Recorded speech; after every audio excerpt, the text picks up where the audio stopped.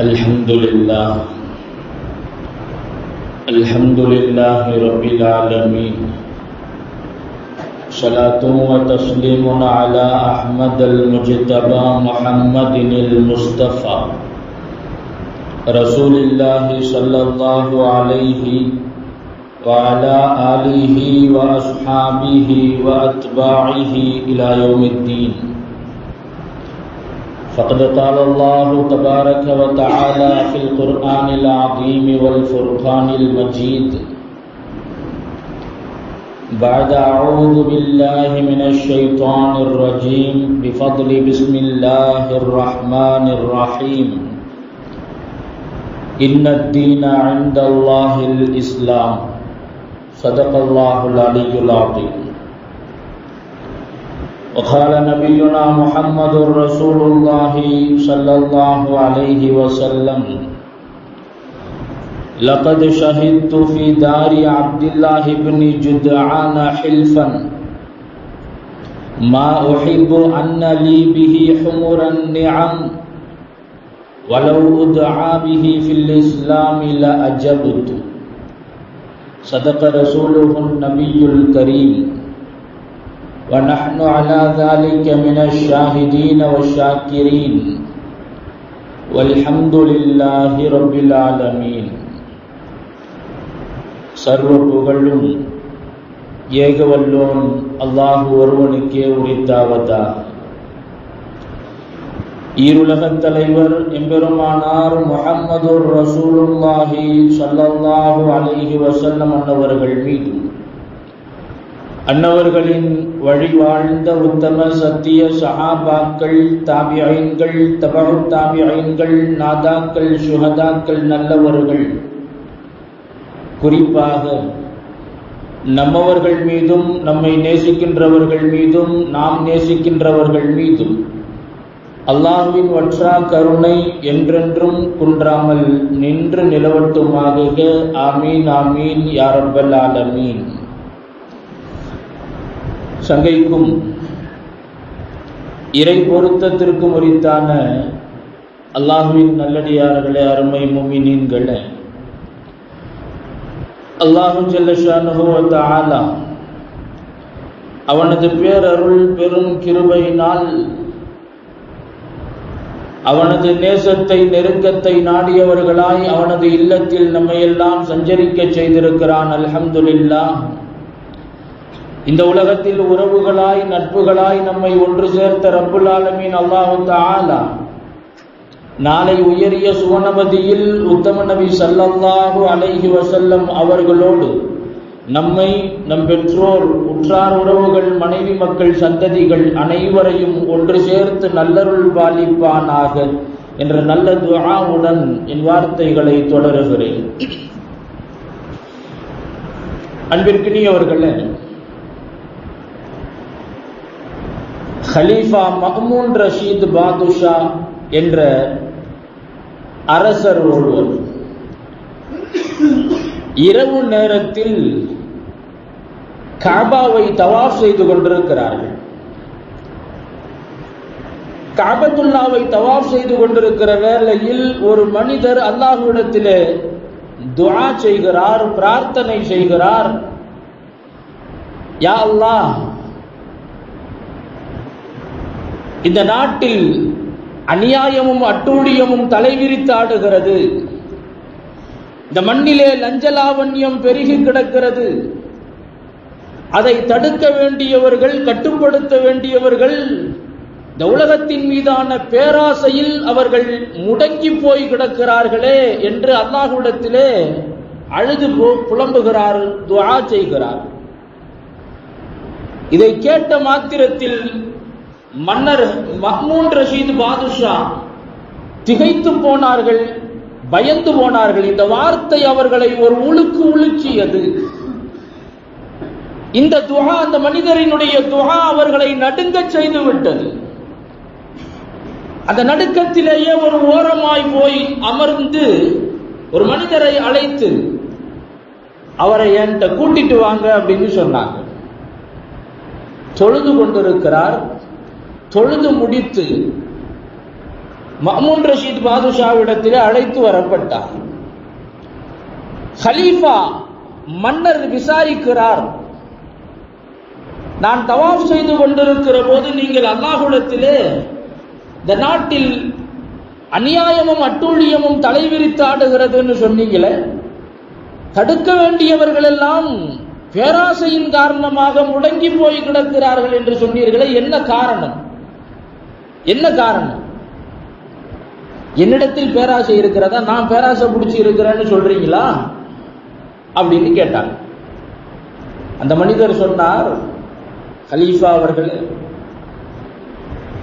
நீங்க கேட்குறீங்க, ஆனா உங்களிடத்துல எனக்கு செய்தியை சொல்றதுக்கு எனக்கு பயமா இருக்கு. நீங்க ஏதாவது கோபப்பட்டுருவீங்களோ, எனக்கு ஏதாவது ஆயிடுமோன்னு பயமா இருக்கு.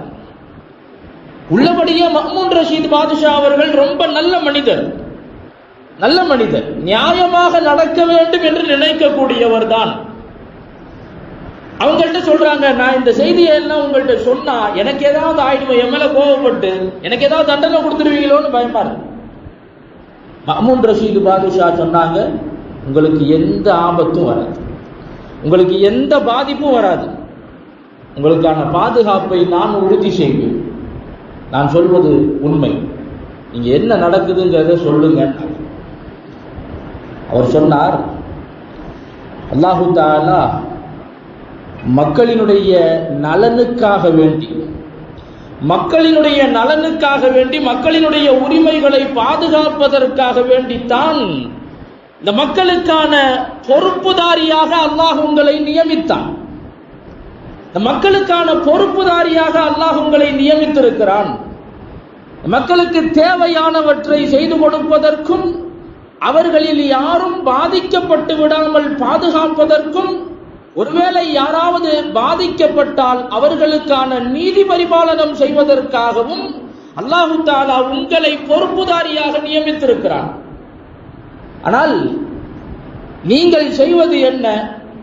பொருளாதாரத்தை தேடுவதிலேயே நீங்கள் முழு கவனத்தை செலுத்துகிறீர்கள். பொருளாதாரத்தை தேடுவதிலேயே, மற்றவர்களிடத்திலே வரி வசூலிப்பது, அரசுக்கான ஹசானாவை நிறைப்பது, அதிலேயே நீங்கள் கவனம் செலுத்திக் கொண்டிருக்கிறீர்கள். பசியிலே பட்டினியிலே வாடக்கூடிய மக்கள் எத்தனையோ பேர் இருக்கிறார்கள். சாப்பாட்டிற்கு வழி இல்லாத ஜனங்கள் எத்தனையோ பேர் இருக்கிறார்கள். அவர்களை பற்றிய செய்தி உங்களிடத்தில் வருவதும் கிடையாது, அவர்களை பற்றி நீங்கள் சிந்திப்பதும் கிடையாது. இந்த நிலையில்தான் நீங்கள் இருந்து கொண்டிருக்கிறீர்கள். ஆனால் ஒன்று உண்மை, ஒரே நபராக நீங்கள் எல்லா இடத்திற்கும் பவனி வருவதும், மக்களினுடைய பிரஜைகளினுடைய நிலைமையை அறிந்து கொள்வது சிரமம். அதனால்தான் நீங்கள் பொறுப்புதாரிகளை நியமித்திருக்கிறீர்கள், பணியாளர்களை நீங்கள் நியமித்திருக்கிறீர்கள். அந்த பணியாளர்கள் என்ன செய்கிறார்கள்? நம்மை நியமித்த மன்னரே அந்த மக்களின் மீதான அக்கறை இல்லாமல், கவனம் இல்லாமல் வரியை வசூலிப்பது, பொருளாதாரத்தை நாட்டினுடைய பொருளாதாரத்தை மேம்படுத்துவது, அரசனுடைய ஹசானாவை நிறைக்க வேண்டும் என்றே கவனத்தில் இருக்கிறார். நாம மட்டும் என்ன செய்கிறது என்று அவர்கள் தன்னுடைய நிலையை எண்ணி சுயநலமாகவே அவர்கள் செயல்பட துவங்குகிறார்கள். மக்களினுடைய நிலைமையை உங்களிடத்திலே கொண்டு வந்து அவர்கள் சேர்ப்பது கிடையாது. உங்களிடத்திலே தன்னுடைய குறையை எத்தி வைப்பதற்காக வேண்டி மக்கள் வந்தாலும் அவர்களை உங்களிடத்திலே நெருங்க கூட விடுவது கிடையாது, தடுக்கிறார்கள். சாமானியர்கள் உங்களை நெருங்க முடியுமா? உங்களை சந்திப்பதற்கு எத்தனை வாசல்களை தாண்டி வர வேண்டி இருக்கிறது, எத்தனை காவலாளிகளை தாண்டி வர வேண்டி இருக்கிறது. இப்படியான நிலையில் அல்லாஹ் அந்த எல்லா மக்களுக்குமான பொறுப்புதாரியாக உங்களை நியமித்திருக்க, உங்களினுடைய ஆட்சி, உங்களினுடைய பொறுப்பை நீங்கள் இந்த வகையில் தான் நிறைவேற்றி கொண்டிருக்கிறீர்கள் என்பதை பணிவோடு நான் உங்களிடத்திலே சொல்ல வேண்டும் என்று அவர் பேசுகிறார். ஒரு செய்தியை சொல்லுகிறார். கலீஃபா அவர்களே, நான் சீனாவிற்கு ஒரு முறை சென்றிருந்தேன். நான் அங்கே சென்றிருந்த போது ஒரு நிகழ்வு ஒன்று நடந்தது. என்னவென்றால், அந்த சீனாவினுடைய அதிபருக்கு காது கேளாமல் போனது, செவி செயலிழந்து போனது, காது கேட்க முடியாம ஆயிடுச்சு.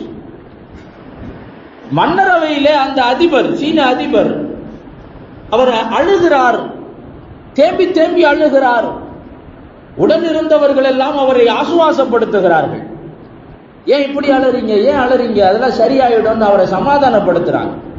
அவர் சொன்னார், எனக்கு காது கேட்காம போயிடுச்சேன்னு நான் அழல, எனக்கு காது கேட்காம போயிடுச்சேன்னு நான் அழல. என்னை தேடி பாதிக்கப்பட்டவர்கள் வந்து தன்னுடைய குறையை என்னிடத்திலே முறையிடுவதற்காக வேண்டி வருகிற போது அவர்களினுடைய குரலை என்னால் கேட்க முடியாதே என்று நினைத்துத்தான் நான் அழுகிறேன் என்றார். பாதிக்கப்பட்டவர்களினுடைய குரலை என்னால் செவிமடுக்க முடியாதே என்று எண்ணி நான் அழுகிறேன். அப்போது அவர் ஒரு வித்தியாசமான உத்தரவை பிறப்பித்தார். இந்த நாட்டு மக்களுக்கு சொன்னார், யாராவது ஒருவர்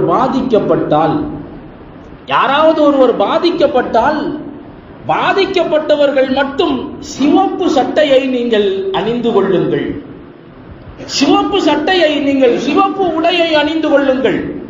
அப்படி யாரையாவது நான் பார்க்கிற போது அல்லது யாராவது என்னிடத்திலே வருகிற போது அவர் பாதிக்கப்பட்டிருக்கிறார், அவருக்கு ஏதோ நீதி வேண்டும் என்பதை நான் உணர்ந்து கொள்வேன் என்று சொன்னார். அவர் இஸ்லாமியர் அல்ல, அவர் முஸ்லிம் அல்ல. அவருக்கு கூட நாட்டு மக்களின் மீது இந்த அளவிற்கு கரிசனமும் அக்கறையும் இருக்கிற போது நீங்கள் எப்படி இருக்க வேண்டும் என்று மஹ்மூன் ரஷீத் பாதுஷாவிடத்திலே பேசினார். இதை கேட்க கேட்க மஹ்மூன் ரஷீத் பாதுஷா அவர்கள் அழுகிறார்கள், தேம்பி தேம்பி அழுகிறார்கள். மஹ்மூன் ரஷீத் பாதுஷா அவர்கள் சொன்னார்கள், இந்த மண்ணிலே நான் பிறக்காமலேயே போயிருந்திருக்கலாமே, என் தாய் என்னை பெற்றெடுக்காமலேயே இருந்திருக்கலாமே, இப்படியான நிலையிலா நான் இருக்கிறேன், இந்த நிலையிலா நான் இருக்கிறேன் என்று தேம்பி தேம்பி அழுதார்கள். அருமையானவர்களே, ஒரு பொறுப்புதாரியினுடைய மக்களுக்கான பிரதிநிதியாக பொறுப்பு சாட்டப்பட்டவர், பொறுப்பு கொடுக்கப்பட்டவரினுடைய கடமை என்னவென்றால் தன் ஆளுமைக்கு கீழ் இருக்கிற மக்களினுடைய நலன் சார்ந்து எந்நேரமும் சிந்திக்க வேண்டும், அவர்களினுடைய பாதுகாப்பு குறித்து எந்நேரமும் கவனம் ஏற்க வேண்டும், அவர்களில் யாரும் பாதிக்கப்பட்டு விடக் கூடாது என்பதில் மும்முரமாக இருக்க வேண்டும், பாதிக்கப்பட்டவர்களுக்கான நீதியை துரிதமாக வழங்க வேண்டும். இது ஒரு அரசிற்கான கடமை, ஒரு அரசினுடைய கடமை இதுதான். ஆனால் இதையெல்லாம் விட்டுவிட்டு எதுவெல்லாம் வேண்டாததாக இருக்கிறதோ அதையெல்லாம் தலையாய கடமைகளாக இன்றைக்கு அரசுகள் செய்து கொண்டிருப்பதை நாம் பார்க்கிறோம். நாட்டினுடைய பொருளாதாரத்தை மேம்படுத்த போகிறோம், வேலை வாய்ப்புக்காக வேண்டி நாங்கள் பல செயல் திட்டங்களை உருவாக்கி கொண்டிருக்கிறோம், பல வெளிநாட்டு தொழிற்சாலைகளை நம்முடைய நாட்டிற்கு நாம் வணிகத்தை ஈர்த்து வருகிறோம். இதுவெல்லாம் உலக நாடுகளின் பார்வைக்கு நம்முடைய நாட்டை பெரிதாக காட்டுவதற்காக வேண்டி தங்கமுலாம் பூசுவதற்கான வேலையை மட்டுமே செய்கிறார்களே தவிர நாட்டு மக்களில் நிறைய பேர் பாதிக்கப்பட்டு பசியிலே வாடிக்கொண்டிருக்கிற நிறைய மக்கள், பொருளாதார நெருக்கடியிலே இருப்பவர்கள், விவசாய பெருமக்கள், மாணவர்கள், வேலையில்லாத இளைஞர்கள், எத்தனையோ பாதிக்கப்பட்டவர்கள் இருக்கிற போது அவர்களை எல்லாம் கண்டுகொள்ளாமல் நாட்டின் பொருளாதாரம், நாட்டின் வளர்ச்சி, இது ஒரு அரசிற்கான தலையாய கடமை அல்ல, இது ஒரு அரசினுடைய லட்சிய கடமை அல்ல. இன்றைக்கு நாம் பார்க்கிறோம், ஒரு மாத காலமாக டெல்லியிலே மாணவர்களினுடைய போராட்டம், ஒரு மாத காலமாக போராடுகிறார்கள். தன்னுடைய கல்விக்கான உரிமைக்காக வேண்டி மிகப்பெரிய சிரமத்தை ஏற்று மிகப்பெரிய கஷ்டத்தை அவர்கள் தாங்கிக் கொண்டு ஒரு மாத காலமாக போராடி கொண்டிருக்கிறார்கள். அவர்களின் மீது எத்தனை வன்முறைகள் கட்டவிழ்த்து விடப்பட்டிருக்கிறது என்பதை சமீப நாட்களில் நாம் வேதனை கண்கொண்டு பார்த்து வருகிறோம். அந்த பிள்ளைகள் எவ்வளவு பாதிக்கப்படுகிறார்கள் என்பதை நாம் பார்க்கிறோம். இத்துணை காலமாக அவர்கள் யாரை நோக்கி குரல் கொடுத்து கொண்டிருக்கிறார்கள்? அரசு இதற்கு ஒரு பதிலை சொல்ல வேண்டும், அரசு இதற்கு ஒரு தீர்வை சொல்ல வேண்டும் என்றுதான் ஒரு மாத காலமாக போராடி கொண்டிருக்கிறார்கள். இன்றைக்கு நள்ளிரவு, ஒரு மாதத்திற்கு பிறகு, ஒரு மாத காலத்திற்கு பிறகு இன்று இரவு நள்ளிரவிலே ஒரு காணொளி பதிவின் மூலமாக இந்த நாட்டினுடைய பெருமைமிகு பிரதம மந்திரி அவர்கள் ஒரு காணொளியை பதிவிட்டிருக்கிறார். மாணவர்களுக்கு ஏதாவது ஒன்றென்றால் அதை நாங்கள் பார்த்து கொண்டு சும்மா இருக்க மாட்டோம். மாணவர்களினுடைய நலனிலே மிகுந்த அக்கறை கொண்டிருக்கிறோம். மாணவர்களினுடைய நலனில் மிகுந்த அக்கறை கொண்டிருக்கிறோம். இந்த நீட் தேர்வு விஷயமாக நடந்திருக்கக்கூடிய முறைகேடுகளில் பல பேரை நாங்கள் கைது செய்திருக்கிறோம். அத்தோடு நாங்கள் நிறுத்தப் போவதில்லை. இனியும் நாங்கள் தவறு செய்தவர்கள் யாராக இருந்தாலும் அவர்களை கண்டறிந்து தகுந்த நடவடிக்கை எடுப்போம் என்று 1 மாத காலத்திற்கு பிறகு இது அரசினுடைய மெத்தன போக்கை பட்டவர்த்தனமாக வெளிச்சம் போட்டு காட்டுகிறது. ஒரு அரசினுடைய கடமை என்ன? ஒரு பெரும் போராட்டமாக ஒரு நாட்டினுடைய முதுகெலும்புகளாக இருக்கக்கூடிய இளைஞர்கள் ஒரு இடத்திலே ஒன்று கூடுகிறார்கள் என்றால் அதனுடைய வீரியத்தை புரிந்து கொள்ள வேண்டும். அவர்களுடைய கோரிக்கை எவ்வளவு கனமானதாக இருக்கும். யாருமே வேலையை விட்டுவிட்டு பிழைப்பை விட்டுவிட்டு பெருமைக்காக வேண்டியோ அல்லது பொழுதுபோக்கிற்காக வேண்டியோ சாப்பாடு இல்லாமல் குடிதண்ணீர் இல்லாமல் வந்து போராடுவதற்கு யாரும் வரமாட்டார்கள். போராடுவதற்காக வேண்டி வருகிறார்கள் என்றால் ஏதோ ஒரு நிர்பந்தம் அவர்களை அப்படி உந்தி தள்ளுகிறது என்ற ஒரு நியாயமான காரணம் இருக்கத்தான் செய்யும். அவர்களுடைய கருத்தை ஏற்கிறீர்களோ அல்லது எதிர்க்கிறீர்களோ அது 2ஆம் பட்சம்.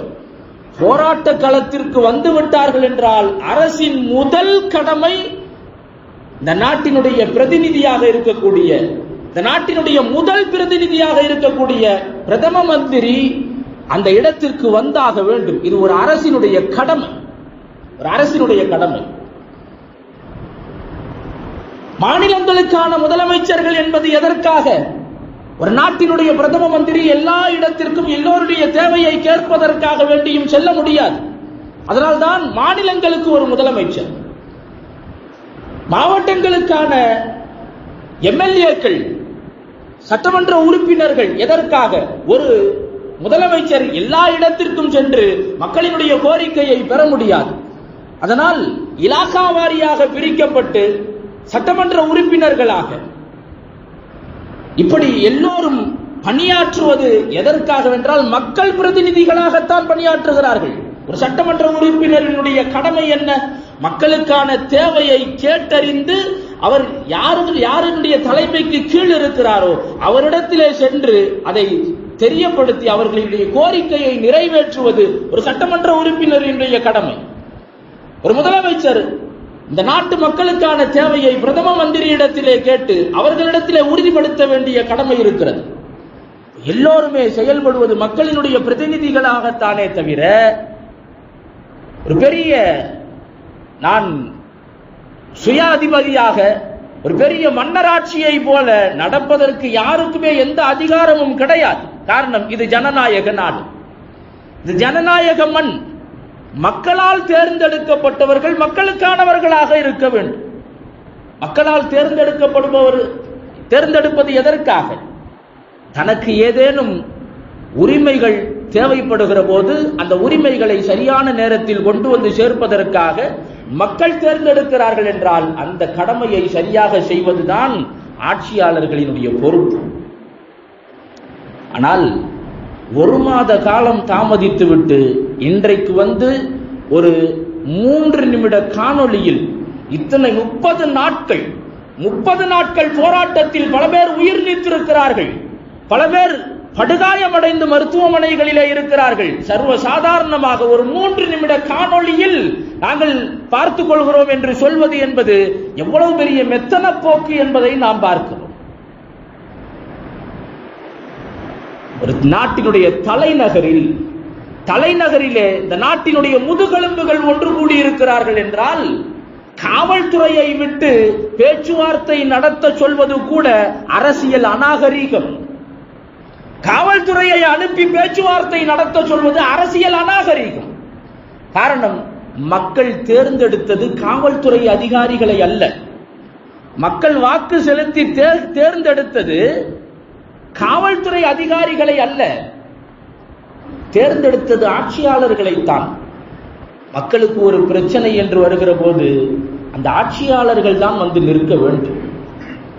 அதுதான் ஒரு அரசினுடைய கடமை. மக்காவிலே வெளியூரில் இருந்து வந்த ஒரு வியாபாரி பொருட்களை விற்பதற்காக வேண்டி வந்தார்.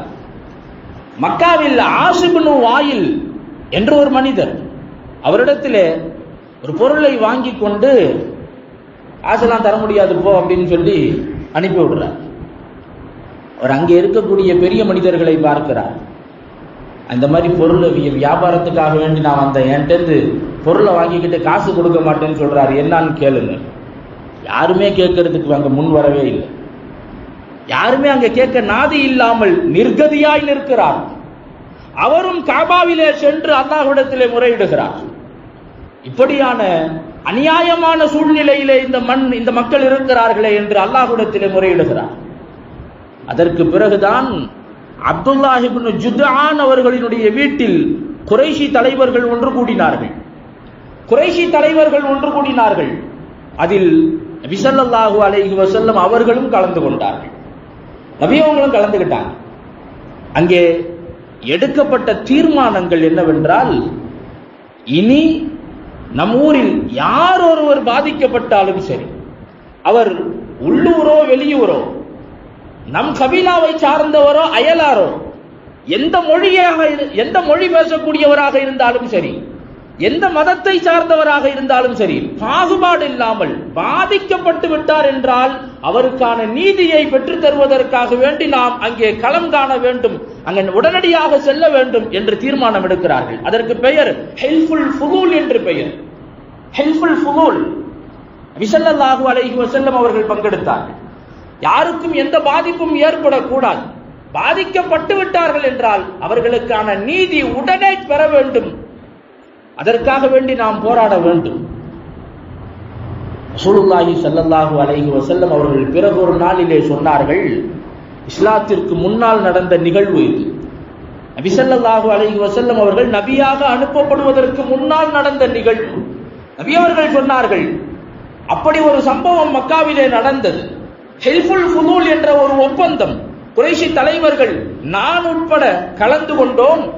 அநியாயக்காரர்கள் அவர்களை ஒடுக்க வேண்டும், பாதிக்கப்பட்டவர்களுக்கு துணை நிற்க வேண்டும் என்ற ஒப்பந்தம் கையெழுத்தானது.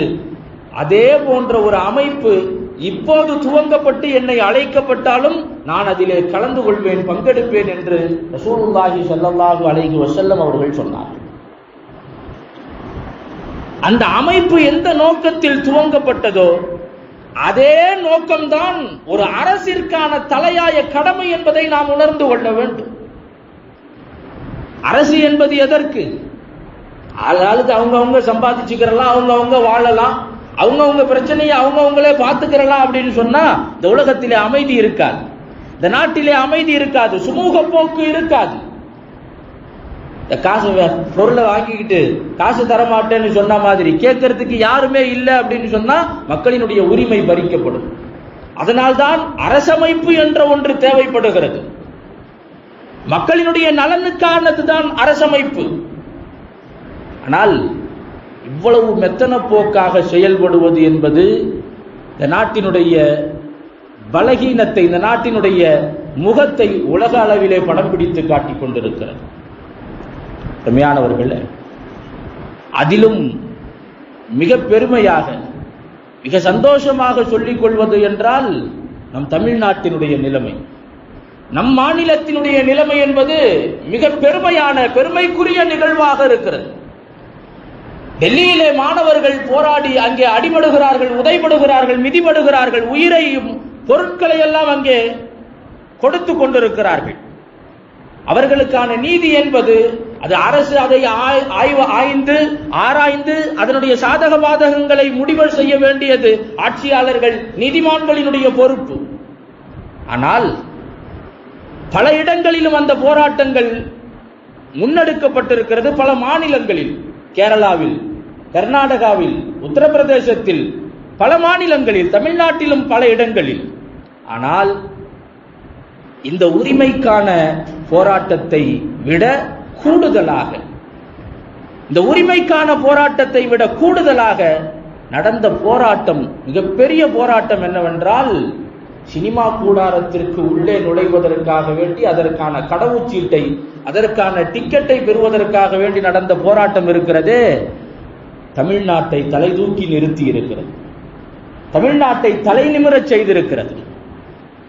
பல பேர் அந்த சினிமா கொட்டகைக்குள்ளாக அமர்ந்து அழுகிறார்கள், தேம்பி தேம்பி அழுகிறார்கள். காணொளிகளை பார்த்தோம். அவ்வளவு பெருமை, அவ்வளவு சந்தோஷம் நமக்கு. எதற்காக வேண்டி அழுகிறார்கள்? அந்த மாணவர்கள் அடிபடுகிறார்களே என்பதற்காக வேண்டி கவலையில் அழுகிறார்களா? இந்த மாணவர்கள் நாட்டின் முதுகெலும்புகள் அங்கே அமர்ந்து கொண்டு ராப்பகலாக கஷ்டப்படுகிறார்களே என்று வேதனையில் அழுகிறார்களா என்று பார்த்தால், தனக்கு பிடித்தமான ஒரு நடிகன் அடுத்து திரைப்படத்திலே நடிக்க தயாராக இல்லை, இனிமேல் அவன் திரைப்படத்திலே நடிக்க மாட்டான் என்ற கவலையில், வேதனையிலே அழுகிறார்கள். அழுபவர்கள் சாதாரண மக்கள் அல்ல, அழுபவர்கள் அன்னாடங்காட்சிகள் அல்ல, அழுபவர்கள் ஒன்றுமில்லாதவர்கள் அல்ல.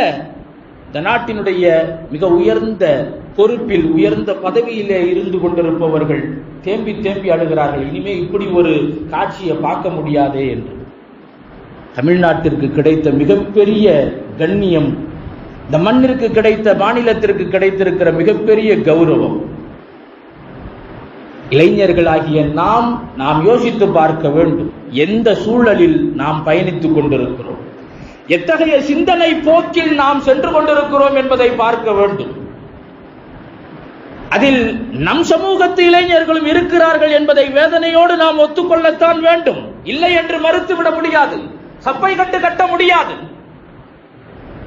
எவ்வளவு பெரிய மிக மோசமான நிலையில் நாம் இருக்கிறோம் என்பதை பார்க்கிறோம்.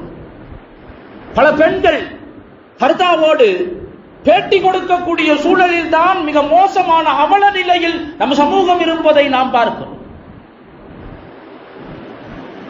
எப்படிப்பட்ட அவல நிலையில் நாடும் நாட்டு மக்களும் தத்தளித்துக் கொண்டிருக்கிற போதும் இப்படியான குதூகலம், இப்படியான மகிழ்ச்சியும் கும்மாளமும் தேவைப்படுகிறது என்றால் எவ்வளவு மிக மூர்க்கத்தனமான மனநிலையில் நாம் இருக்கிறோம் என்பதை நாம் சிந்தித்து பார்க்க வேண்டும். அங்கே சாப்பாடு இல்லையே, அங்கே தண்ணி இல்லையே, ராப்பகலாக கஷ்டப்படுறாங்களே மாணவர்கள், நம்முடைய சகோதரர்கள், எதுவோ அவர்களுடைய உரிமை குரல் எதுவோ கஷ்டப்படுகிறார்களே, அவர்களுக்கான நமக்கான குரல் என்ன? அதுவெல்லாம் ஒரு பக்கம் இருக்கட்டும். இன்னைக்கு எங்களுக்கு இதுதான் மெயின் டாபிக். இன்னைக்கு எங்களுக்கு மெயின் விஷயம் இதுதான். அருமையானவர்கள், இளைஞர்களாக இருக்கக்கூடிய நாம் மிகப்பெரிய பொறுப்புணர்வோடு செயல்பட வேண்டும். நாட்டினுடைய முதுகெலும்பு என்று சொல்வது மிக சாதாரணமான வார்த்தை அல்ல. இன்றைக்கு இளைஞர்களாக இருக்கக்கூடிய நாம் தான் இந்த நாட்டினுடைய நாளைய உயர் பதவிகளை அலங்கரிக்க போகிறவர்கள், அடுத்த தலைமுறையை வழிநடத்த போகிறவர்கள். நாம் எப்படி இருக்கிறோம் என்பதை சற்று சிந்தித்து பார்க்க கடமைப்பட்டிருக்கிறோம். அருமையானவர்கள், இந்த நாட்டினுடைய நிலையை நாம் மிகுந்த கவலையோடு கவனமேற்க வேண்டிய காலத்தின் கட்டாயத்தில் நாம் இருந்து கொண்டிருக்கிறோம். மிக குறிப்பாக இளைஞர்களாக இருக்கக்கூடிய நாம் விழிப்புணர்வு பெற வேண்டும். மாற்றம் வேண்டும், மாற்றம் வரும் என்று நாம் எதிர்பார்த்தோம். இன்னும் எதிர்பார்த்து கொண்டே இருக்கிறோம். இன்னும் நிறைய மாற்றங்கள் தேவைப்படுகிறது. அப்படியான சூழலில் நாமே இருந்து கொண்டிருக்கிறோம். இளைஞர்களாகிய நம்மிடத்தில் நிறைய மாற்றம் தேவை. நாம் மாற வேண்டும். மேலானவர்கள், அல்லாஹ் ரப்பல் ஆலமீன் அல் குர்ஆனிலே சொல்லுவான், இன்ன தீன இன்தல்லாஹில் இஸ்லாம். அல்லாஹ்விடத்தில் ஒப்புக்கொள்ளப்பட்ட மார்க்கம் இஸ்லாம் தான். அல்லாஹ்விடத்தில் ஒப்புக்கொள்ளப்பட்ட மார்க்கம் இஸ்லாம். இஸ்லாத்தில் அனைத்திற்குமான தீர்வு இருக்கிறது, அனைத்திற்குமான வழிகாட்டல் இருக்கிறது. ஒரு ஆட்சியாளர் எப்படி இருக்க வேண்டும் என்பதற்கான முழுமையான வரையறை, முழுமையான லட்சணம் இஸ்லாம் சொல்லித் தருகிறது. ஆனால் முஸ்லிம்களாக இருக்கக்கூடிய நாம் ஒரு ஆட்சிக்கு எப்படி பாத்திரப்பட வேண்டுமோ அந்த நிலையில் இல்லாமல் அதற்கு மாறாக செயல்படக்கூடியவர்களை எல்லாம் கொண்டாடி கொண்டிருக்கிறோம் என்றால் மிகுந்த வேதனையோடு, மிகுந்த கவலையோடு நம் நிலையை நாம் எண்ணி பார்க்க கடமைப்பட்டிருக்கிறோம்.